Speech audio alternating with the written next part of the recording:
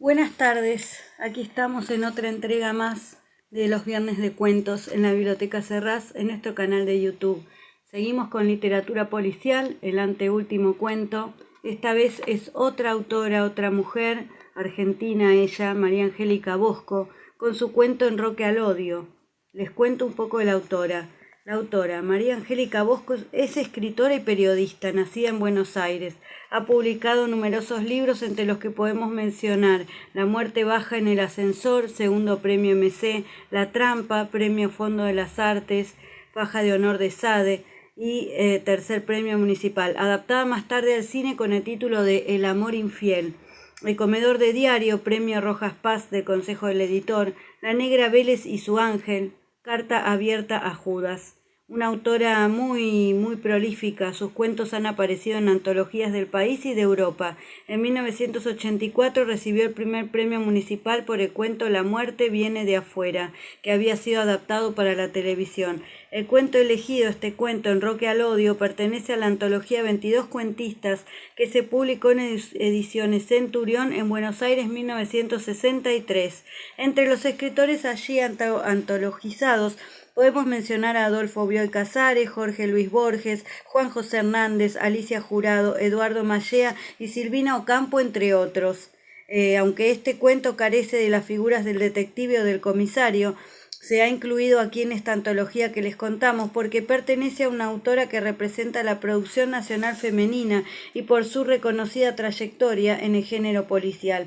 El texto presenta una interesante analogía con el juego del ajedrez, tema frecuentado por el género. El enroque aquí descrito tiene que ver con el cambio de roles de las figuras típicas de víctima, victimario y sospechoso. Todo esto ligado a un enfoque psicológico que da cuenta de las relaciones familiares de los personajes. Esperemos que les guste. Enroque al odio. Fenómeno, dijo Marcos. Veía en la luna del espejo la idea superpuesta al rostro borroso de sus 16 años. Contempló sin odio la nariz ancha, la frente estrecha, la mirada verde gris de los ojos demasiado juntos, la huidiza barbilla. Poco a poco los rasgos comenzaron a dibujarse en el cristal y se vio entonces. Disgustado, apartó la mirada que fue a caer, atravesando la cortina y la ventana, sobre el jardín. Vittorio, el jardinero, podaba el cerco de boj.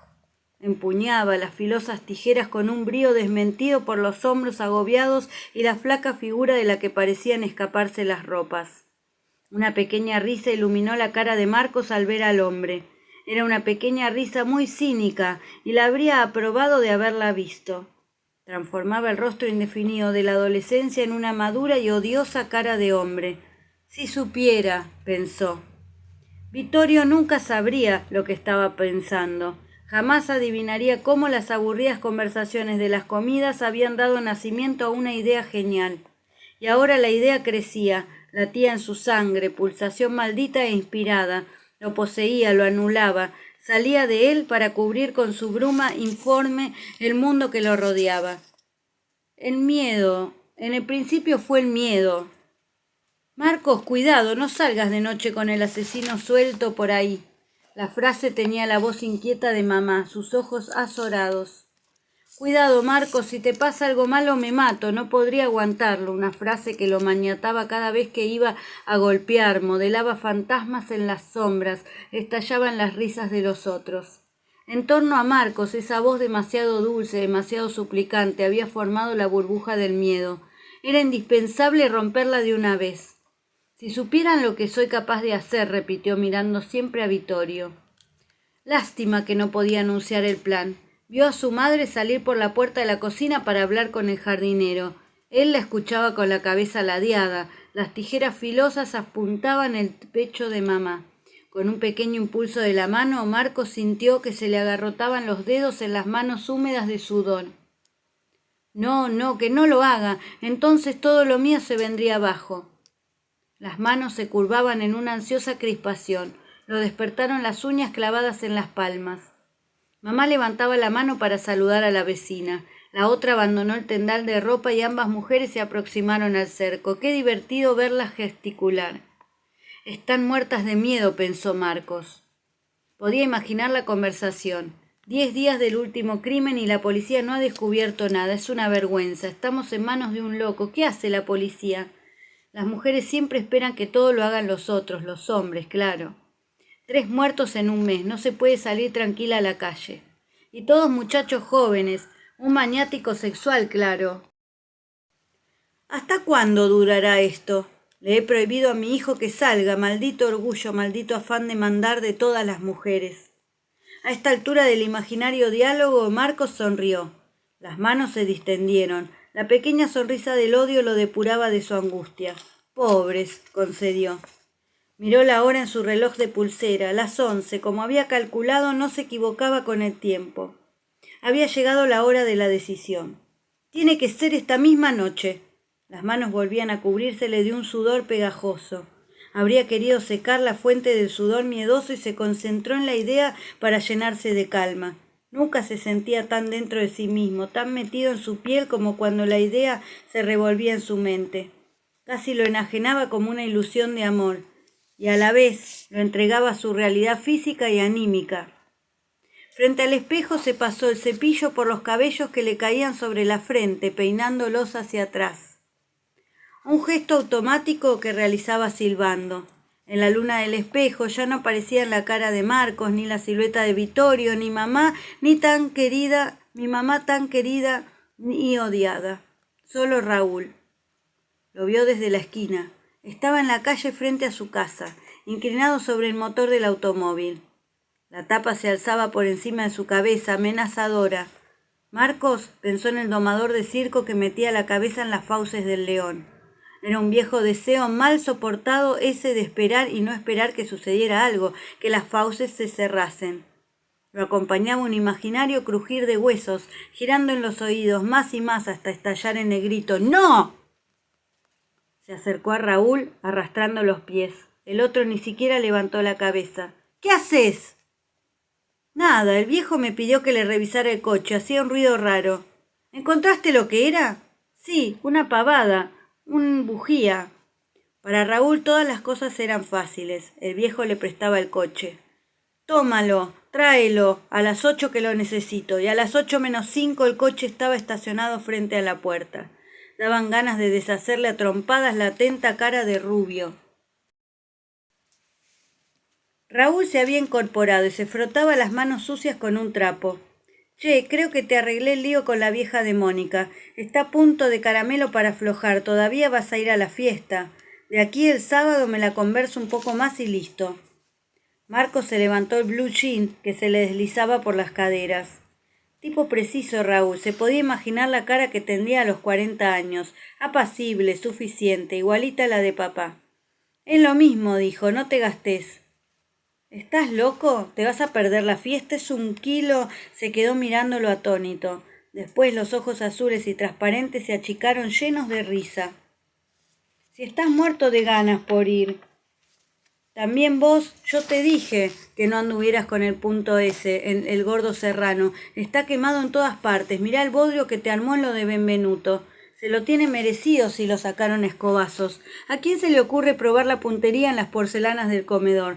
Vos sabés los metidos que están todos en la casa con esas porquerías.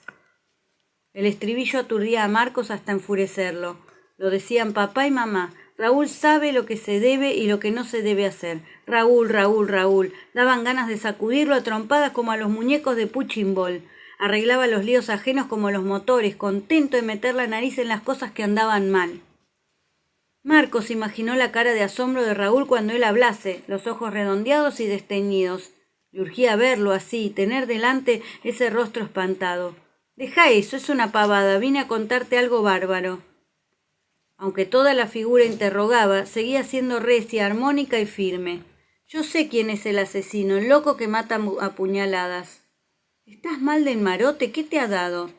Empezó a contar despacio su descubrimiento, tal como planeara hacerlo, pero era inútil.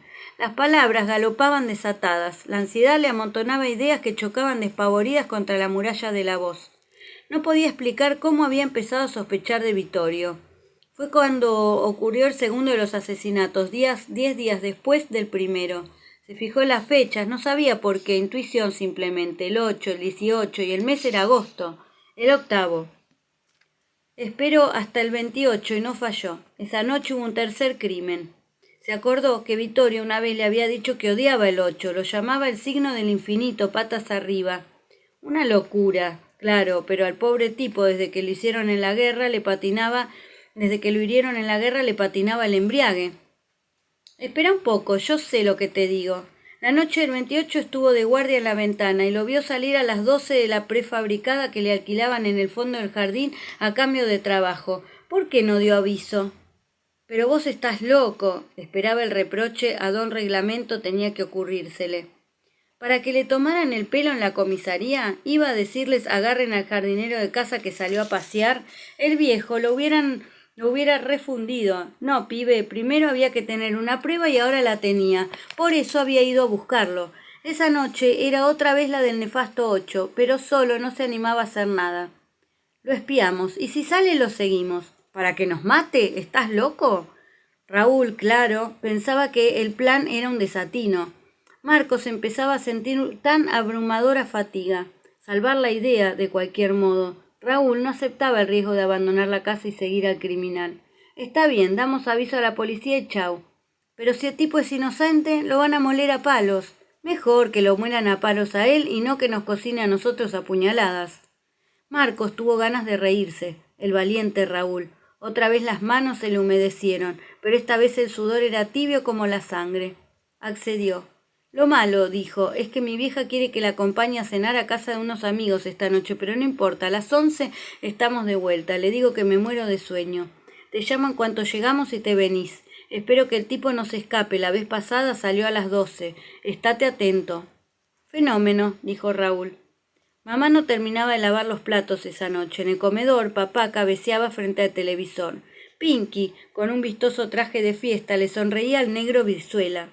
Marcos contaba los minutos. Papá roncaba. Pinky y el negro chocaban las copas. En la cocina se oía el ruido de la puerta del armario que alguien cerraba. Las 11 menos 5. Media hora para acostarse y 10 minutos para dormirse. Lo había calculado todo. ¿Y si Raúl se cansaba y se dormía? ¿Y si decidía no venir? No, macana, es un tipo derecho. Le enfureció el elogio brotado de una oculta raíz de admiración. Se puso de pie de un salto, incapaz de soportarlo. Marcos, querido, es tarde. Mamá entraba en el comedor. En la pantalla se enroscaba la espiral del noticiero. ¿Vas a escucharlo?, preguntó papá a mamá. No, total hoy no pasó nada malo, dijo mamá. Una tremenda inquietud se enroscaba en el pecho de Marcos. Subió la escalera y esperó al acecho detrás de la puerta los ruidos familiares. La canilla del lavatorio, la válvula del inodoro, los pasos en el corredor, el crujir del colchón, el clic de la llave de la luz. Por fin. Era como si estuviese desenvolviendo un gran paquete y le recomendaran ociosamente la calma.